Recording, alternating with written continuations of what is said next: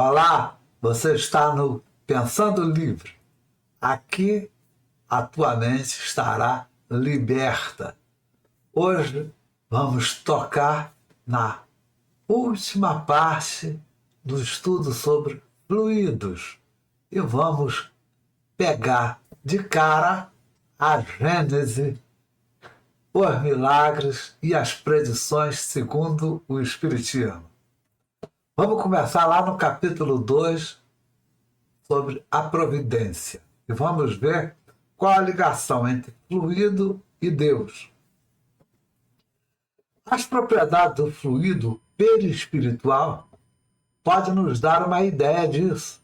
Ele está falando da divindade. Ele não é, por si mesmo, inteligente, porque é matéria. O fluido é matéria. Mas é o veículo do pensamento, como o ar é o veículo do som, das sensações e das percepções do espírito. Ou seja, o espírito, para se manifestar e para sentir e perceber coisas da matéria, ele precisa do perispírito. O fluido perispiritual não é o pensamento do espírito, mas o agente, o intermediário desse pensamento.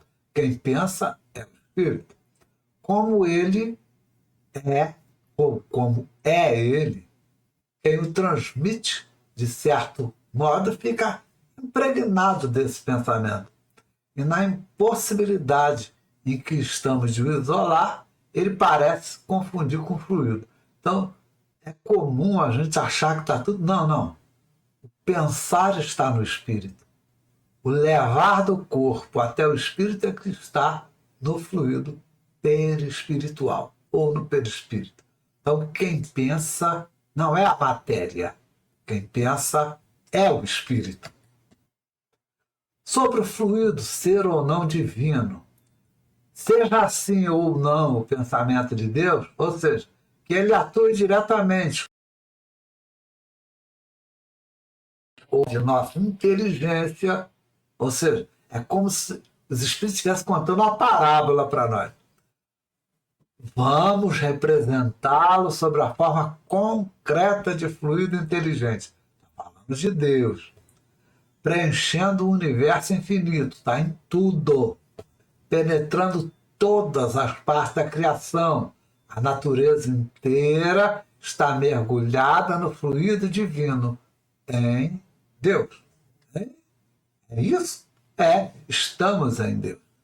E estando esse fluido em toda parte, tudo está submetido à sua ação inteligente de Deus, à sua previdência e à sua solicitude. Por isso que a gente pode orar para Deus. Não há nenhum ser, por mais insignificante que se pareça, que não esteja repleto desse fluido divino. Ou seja, Deus está em tudo. Então nós estamos constantemente na presença da divindade. Não há uma só de nossas ações que possamos subtrair dos olhos de Deus. Estou danado, fiz tanta coisa errada. Deus viu tudo. Nosso pensamento está em contato incessante com o pensamento de Deus. E é com razão que se diz que Deus lê os mais profundos segredos do nosso coração, estando nele, como ele está em nós, segundo a palavra de Jesus de Nazaré. Longe de nós a ideia de materializar a divindade. Não é isso. Estou dizendo que existe um fluido, que esse fluido aqui é Deus. Não estou falando. A imagem de um fluido inteligente, universal, é para que a gente comparar com o que a gente tem e conhece. Por quê? Essas coisas de Deus a gente não conhece nada. É conjectura e mais nada da teologia.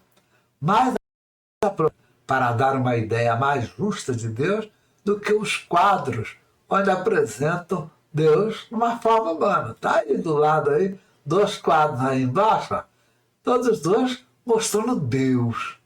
Oh, Deus é branco, é velho, tem barba branca. E se Deus for mulher, for preto? Deixou de ser Deus? Então, a melhor maneira, Deus é esse fluido divino que perspassa tudo e a todos. Entenderam? Na uranografia geral, o Kardec discute com os espíritos e eles dizem lá, há um fluido etéreo que enche o espaço e penetra os corpos. Esse fluido é o éter, é o nome que a ciência dava ao que hoje a gente chama de matéria escura, ou matéria cósmica primitiva. Então nós, da ciência espírita, chamamos de matéria cósmica primitiva, o que os cientistas hoje chamam de matéria escura, geradora do mundo e dos seres. Ao éter pertence às forças que presidiram as metamorfoses das matérias, ou da matéria, e as leis imutáveis e necessárias que regem o mundo.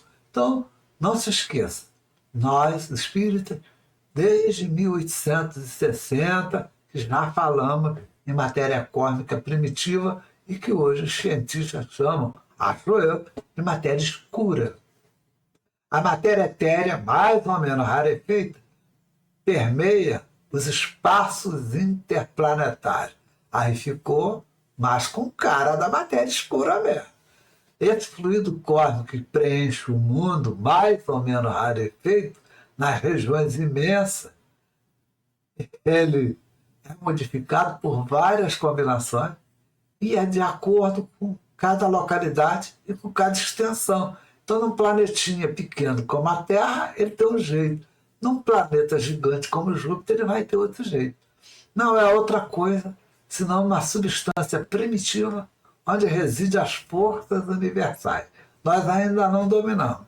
Dons da natureza tem tirado tudo. Esse fluido penetra os corpos como um imenso oceano. É nele que reside o princípio vital da vida.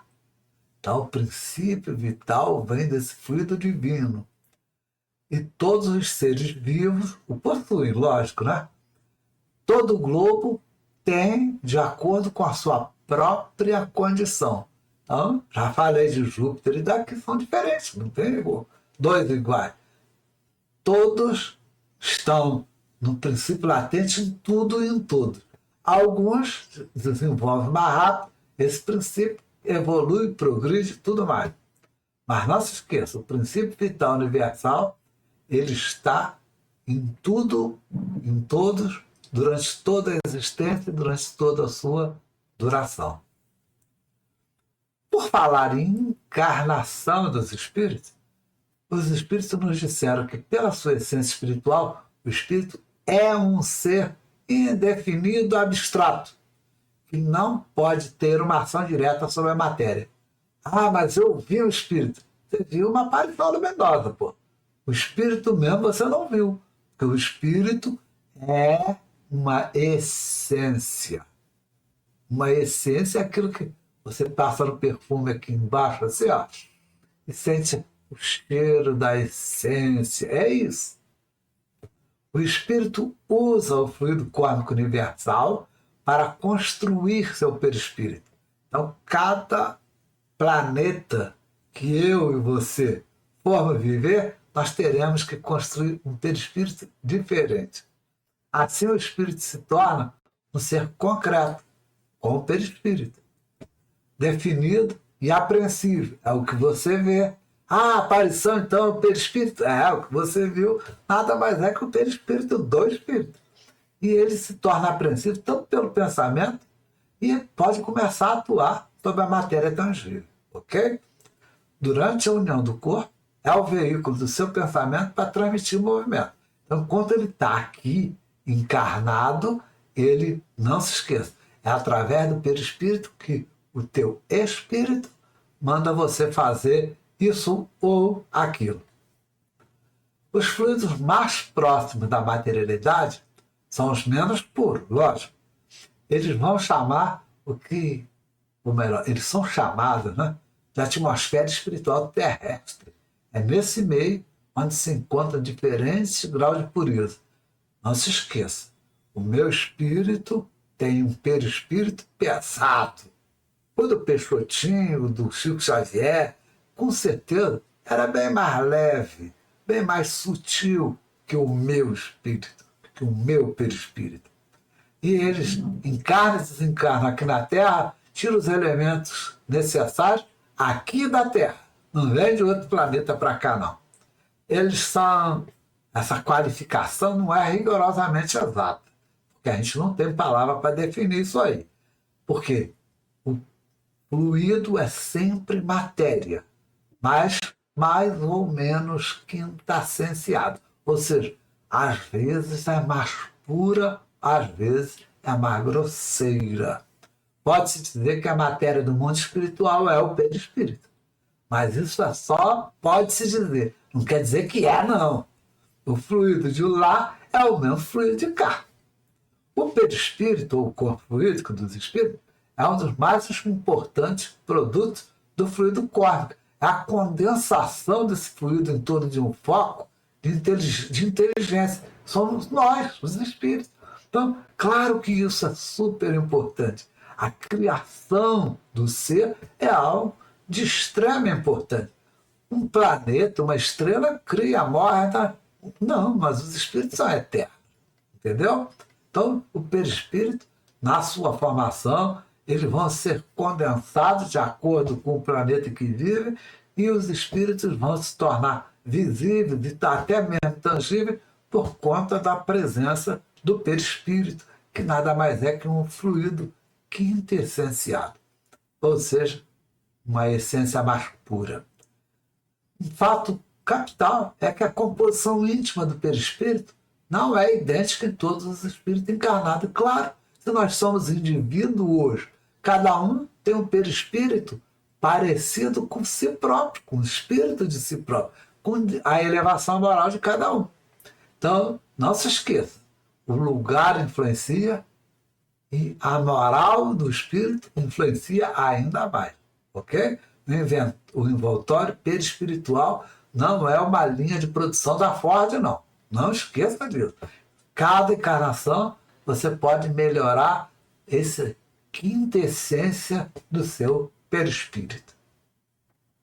E para ter algumas visões ou para explicar alguns desses fenômenos mediúnicos, nas propriedades, nas irradiações do fluido perispiritual, se deve procurar, por exemplo, a causa da dupla vista, aquele camarada que consegue enxergar além do que o seu olho é capaz de enxergar. São chamados de clarividentes.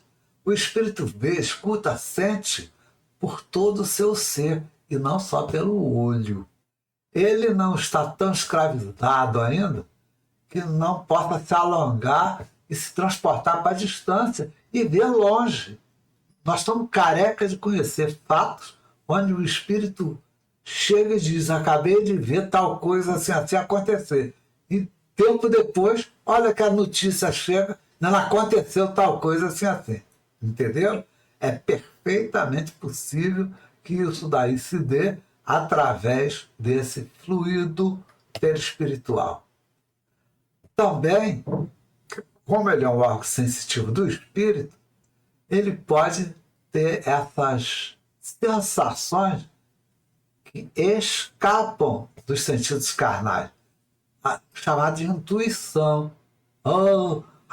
Sexto sentido. Tá aí. Ó. O perispírito é capaz de perceber essas sensações. A matéria inerte é insensível.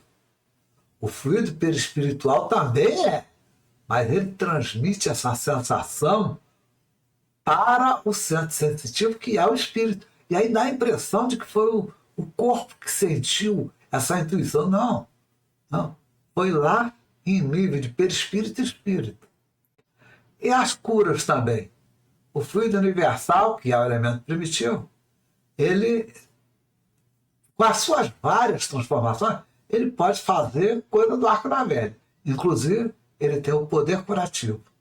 Ele estará sempre na proporção direta da pureza das substâncias que são inseridas. Depende também, isso aí deixa eu fazer o Chico dizia, você vai para o centro para fazer um trabalho, alimente-se antes, coma alguma coisa antes. Não fica lá no centro na hora que você precisa de estar concentrado, só pensando no bife que você vai comer depois que terminar a sessão. Não faça isso. Coma antes e vá para lá alimentado, saciado.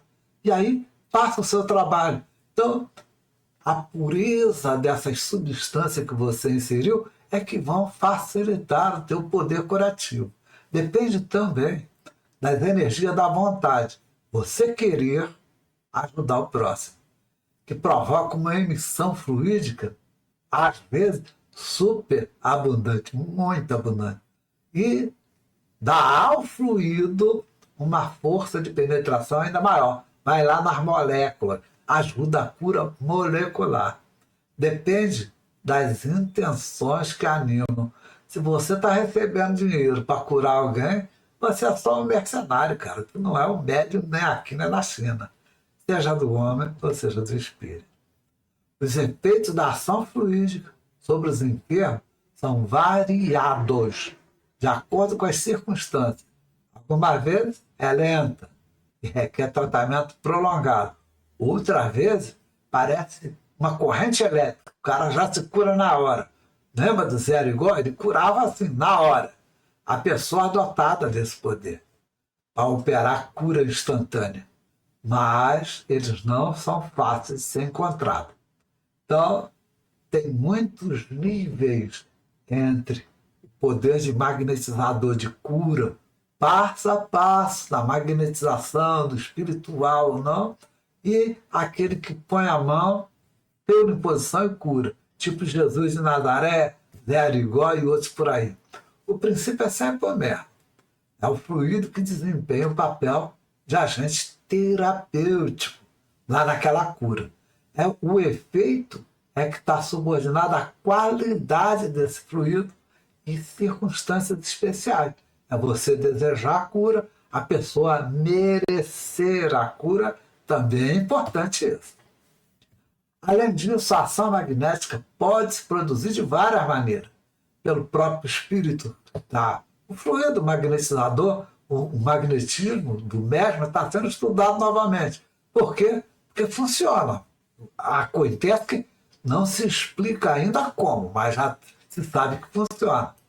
Pelo fluido do espírito, atuando diretamente, sem intermediário, lá no paciente que está doente. E também através de um médium que canaliza esse fluido espiritual para o paciente. Ok? Em relação à mediunidade, quando as comunicações são transmitidas, por exemplo, tipologia, nós vamos imaginar o espírito não na mesa, mas ao lado, tal qual estivesse vivo e tal como seria visto. E nesse momento, ele pode até se tornar visível. É comum você, naquele fenômeno das mesas, você às vezes, olha o espírito aí. E ele estava ali presente, porque sem ele a mesa não fazia nada, né? A mesma coisa acontece nas comunicações pela escrita. Nós íamos ver, nesse caso, o espírito ao lado do médico, conversando com ele, ou transmitindo direto para sua mão uma corrente fluídica e ele escrevendo de forma mecânica. Sobre as obsessões e possessões, a Gênesis fala que o obsediado fica como que envolvido, impregnado de um fluido pernicioso. Nós vamos chamar de miasma, mas é um fluido pernicioso que neutraliza e repele a ação dos fluidos saudáveis. Entendeu? É como a transfusão de sangue. Bota o ruim, tira o bom. Ou melhor, como o serviço de hemodiálise, né? Esse fluido pernicioso é que você precisa se desembaraçar. Na hemodiálise é exatamente isso que acontece. Entra o sangue com as toxinas e volta o sangue para o corpo puro. Aí o cara tem uma sobrevida. Essa ação magnética, mas nem sempre baixa. É necessário também, e aí os espíritos dizem, e sobretudo, agir sobre o ser inteligente, ao qual é preciso ter a prerrogativa de falar com a autoridade moral. E essa autoridade moral é que leva aquele espírito a se afastar e você poder colocar bons fluidos no paciente que está sob obsessão. Uma advertência feita pelos espíritos. Mas lá, como neste mundo, somente os espíritos mais esclarecidos é dado compreender os elementos constitutivos do mundo. Então você vai escutar muito espírito falar abobrinha e se você for bobo, for otário, você vai acreditar. Mas não se esqueça, poucos são os espíritos que têm essa capacidade de falar sobre coisa tão importante. Aí vem a história. Mas é um romance. O romance é romance, rapaz. No romance, o autor do romance, seja espírito ou pessoa, tem a liberdade poética. Pô. Você vai tirar a liberdade poética e ninguém lê o romance. Não existe. Os ignorantes, do lado de lá, porque ignorante também morre, e volta para ser espírito. E aí, no mundo invisível, eles são tão incapazes de explicar as coisas como eram aqui. Ouvir ignorante é coisa de pessoa idiota. Por quê?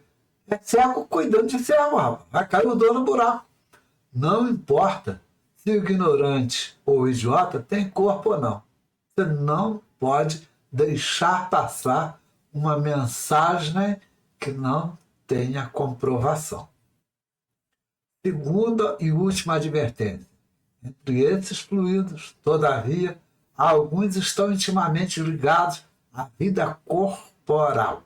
Adquirir conhecimento sobre a natureza com certa precisão, e aí esse estudo é essencial para que a chave de uma imensidade de outros fenômenos que hoje são inexplicáveis possam ser explicados com as leis da matéria. Nas sessões mediúnicas, eu estou concluindo, nas sessões mediúnicas, não pesquisarmos mais. Então, onde nós vamos descobrir essa chave? No botequim? No bar? Na FEB? Não. É na prática espiritual. Conversando com os espíritos, evocando os espíritos. É na prática mediúnica que o espiritismo evolui. Ou, como dizia Kardec, progride. Muito obrigado por assistir essa longa série de quatro sessões seguidas falando sobre fluidos. Se você gostou, deixe o seu like, o seu gostei. Se não gostou, deixe o seu não gostei. Se você puder, se inscreva no canal, ative o sino, compartilhe esse vídeo com seus amigos. Mas, por favor, comente. E até a próxima, ou até o próximo encontro. Tchau!